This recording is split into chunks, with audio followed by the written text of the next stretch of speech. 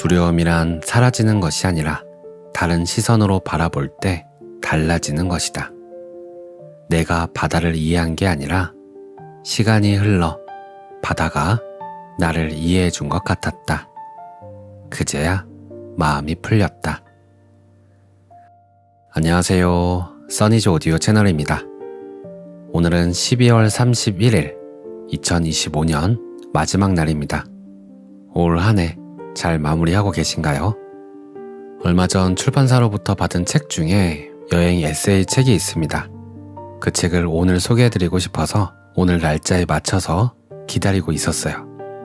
마치 책을 통해서 여행을 하고 있는 바로 지금 이 순간과 저자의 과거 경험들, 그리고 그 경험들로부터 나의 기억들, 이러한 것들이 하나로 모아지면서 잔잔한 감동을 주는 책입니다. 2025년 마무리는 이 책으로 해볼게요. 읽어보겠습니다.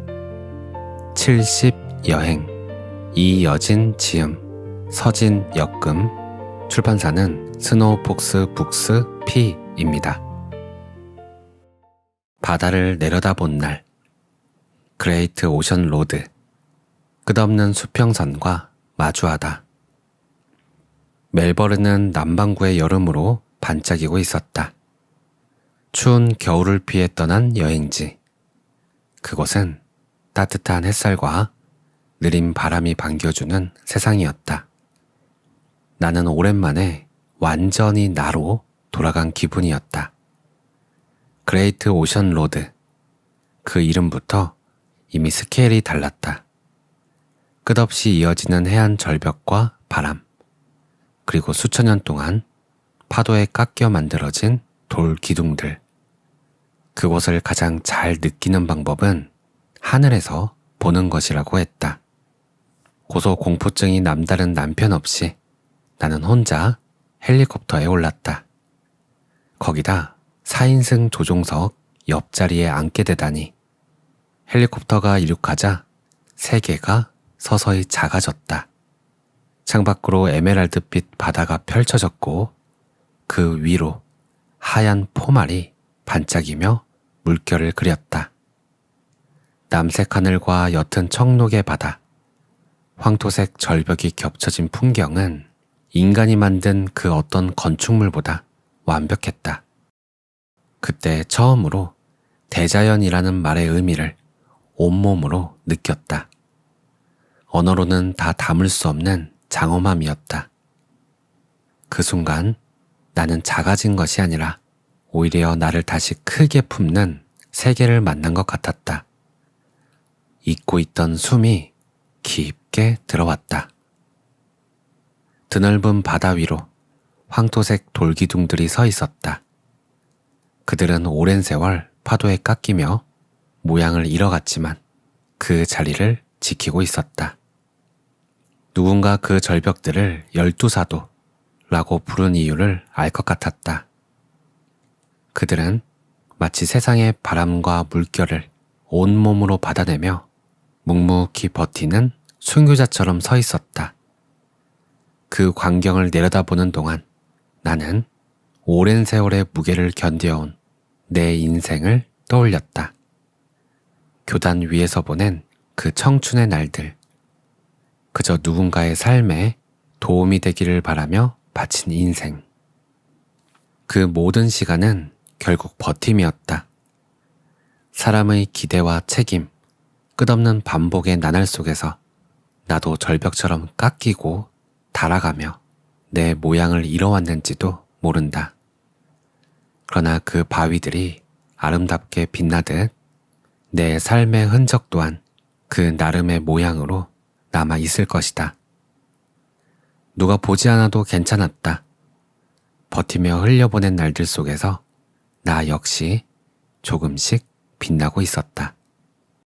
나는 제주도에서 태어났다. 파도는 언제나 거세고 바람은 늘 거칠었다.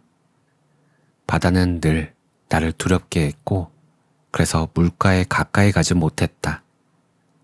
육지에서 직장 생활을 하던 시절 사람들은 제주 사람이라면 수영을 잘할 거라고 여겼지만 나는 그 말을 들을 때마다 괜히 움츠러들곤 했다. 그들의 환상 속의 바다는 반짝였지만 내가 아는 바다는 비릿하고 거칠고 위험했다.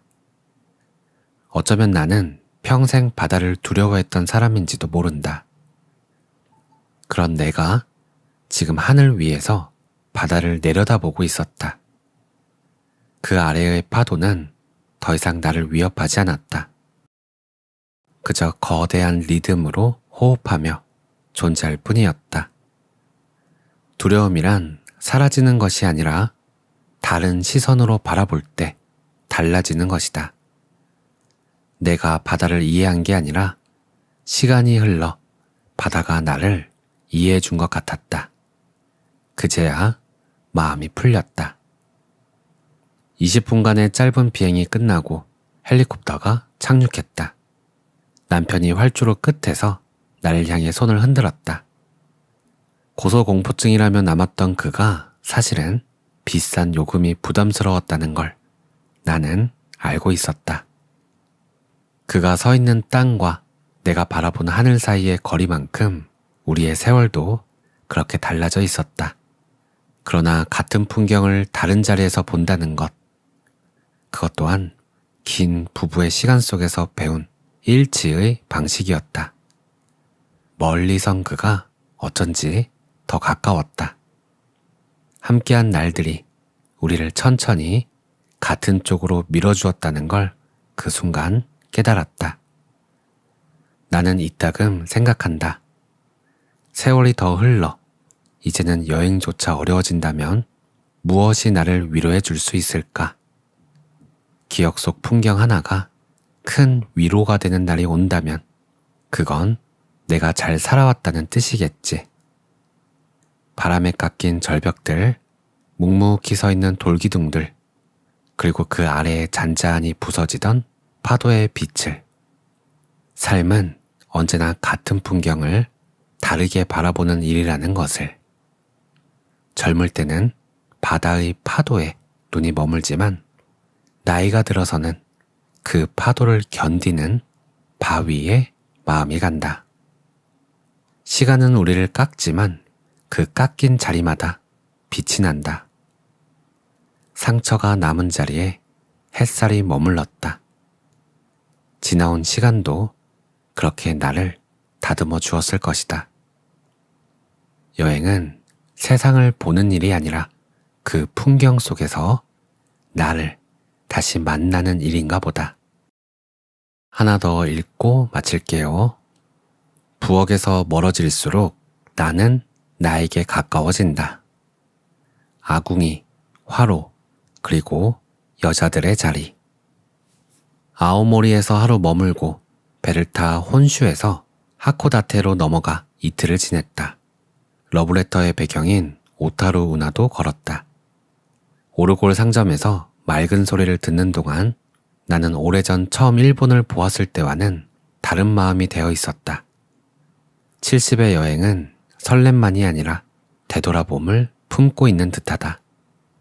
히로사키성 관람을 마치고 우연히 들른 히로사키 나카초는 중급 사무라이들이 살던 거리였다. 안동 하회 마을처럼 옛 주택을 그대로 보존한 곳이다. 다다미 방들, 단정한 구조, 사무라이 옷과 칼, 영화 속 장면들이 현실이 되는 순간이었다. 집들 중심에는 화로 자리가 있었다. 일본은 지진 때문에 불을 중앙에 두어 난방과 취사를 함께 해결했다.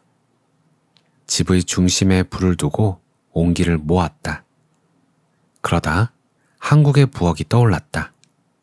아궁이를 지펴야 했던 깊은 부엌, 온돌방과 떨어지고 대청마루를 거쳐야 닿을 수 있던 곳, 집의 중심에서 가장 멀어진 자리, 어머니들이 가장 오래 머물렀지만 가장 외로운 장소, 가족의 삶을 지탱한 중심이면서도 중심이 아니었던 공간. 가장은 아랫목에 앉는다. 아궁이의 상석. 아랫목 옆 좁은 문으로 밥상이 드나들지만 그 문은 며느리와 어머니만 오갈 수 있었다. 부엌은 집안의 이야기가 조용히 쌓이고 흘러간 자리였지만 그 자리에 앉는 이는 늘 여자였다. 가족을 돌보며 누구보다 중심이었으나 늘 문 밖에 머물던 자리였다. 세월이 흐르며 드라마 속 부엌도 아궁이에서 입식 주방으로 변했다. 하지만 구조가 바뀌어도 마음의 자리는 쉽게 옮겨가지 않았다. 부엌은 여자들의 공간, 말 대신 눈빛과 숨으로 이어진 자리. 고단함과 헌신이 쌓이고 또 쌓이던 곳. 몇 해 전 방송된 프로그램 엄마의 부엌은 잃어버린 맛과 정을 찾아가는 여정을 내세웠다. 처음엔 따뜻했다. 그러나 화면 속 허리가 굽은 할머니들이 연기 가득한 아궁이 앞에서 음식을 하고 제작진은 그 밥상을 받으며 감탄한다. 맛있다고 웃는다. 그 장면을 보며 마음이 서늘했다. 그 맛이 정말 감동이어서가 아니라 그 고단한 삶까지 한 장면으로 소비되고 있는 것처럼 느껴졌기 때문이다. 오래된 부엌과 어머니의 손길을 정으로만 남기고 그분들의 허리를 펴줄 새 부엌은 없었다. 누군가는 그 공간에서 평생 불을 지켰다. 내가 여행을 시작한 이유 중 하나도 바로 그 부엌에서의 해방이었다. 가스레인지 대신 지도를 펼치고 냉장고 문 대신 도시의 문을 여는 시간. 저녁 메뉴 대신 하룻밤의 쉼을 고민하는 순간이 얼마나 달콤한지. 오랜 세월 당연하다고 여겼던 가사 노동에서 잠시라도 벗어나는 자유. 그게 여행의 맛이었다. 오늘은 어디에서 저녁을 먹을까? 가족에게 저녁을 차려주지 못하는 순간. 미안함이 스치지만 그 죄책감에서 몇 날 며칠 벗어나는 것만으로도 삶은 한결 가벼워진다. 70의 여행자는 욕심보다 쉼을 배운다. 그리고 이제 안다. 내가 나를 돌보기 시작할 때 삶도 비로소 따뜻해진다는 것을. 무사 가옥을 나와 작은 카페에 들렀다. 따뜻한 커피를 마시며 잠시 쉬었다. 곧 네프타무라로 향했다. 화려한 등불들, 생생한 에너지. 일본은 늘 그렇다. 가까우면서도 멀다. 익숙하고도 이질적이다. 여자들은 다른 장소를 살아간다의 작가 류은숙은 말했다. 여성에게 부엌은 말뚝이고 그곳에 묶인 줄을 누구도 쉽게 끊지 못했다고. 여행은 오래 묵혀있던 마음의 말뚝에서 천천히 몸을 빼내는 일이다. 한국의 엄마들은 부엌에서 가족을 지켰지만 그 부엌은 종종 엄마를 잃게 했다. 사랑이란 누군가를 부엌에 붙드는 손이 아니라 그곳에서 자유롭게 해주는 손이다. 나에게 더 먼 나라는 과거의 나였다. 누군가의 식탁을 지켜야만 존재 가치가 있다고 믿던 나. 그곳에서 벗어난 지금 나는 비로소 한 인간으로, 한 여행자로 서 있다. 오늘 내용은 여기까지입니다. 다른 말은 전혀 생각이 안 나고요. 그냥 너무 멋있다 라는 생각이 들었습니다. 유튜브를 하면서 어떻게 하면 조금 더 사람들을 자극해서 클릭하게 만들까, 그런 고민들로 가득 차 있던 머리가 책을 읽으면서 청소되는 듯한 느낌이 들었습니다. 그러면서 2026년에는 어떻게 하면 자극적인 썸네일을 만들까, 이런 고민보다는 어떻게 하면 책을 읽고 그 책을 통해서 나를 발견하고 그 발견한 나를 조금 더 진실되게 표현할 수 있을까, 그런 고민을 조금 더 해봐야겠다는 생각을 하게 되네요. 2025년 마지막 날, 오늘 하루 마무리 잘 하시고요.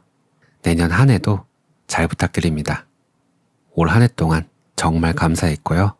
내년 한 해도 잘 부탁드립니다. 건강하시고 평안하시고 행복하시길 기원합니다. 내년에 만나요. 감사합니다.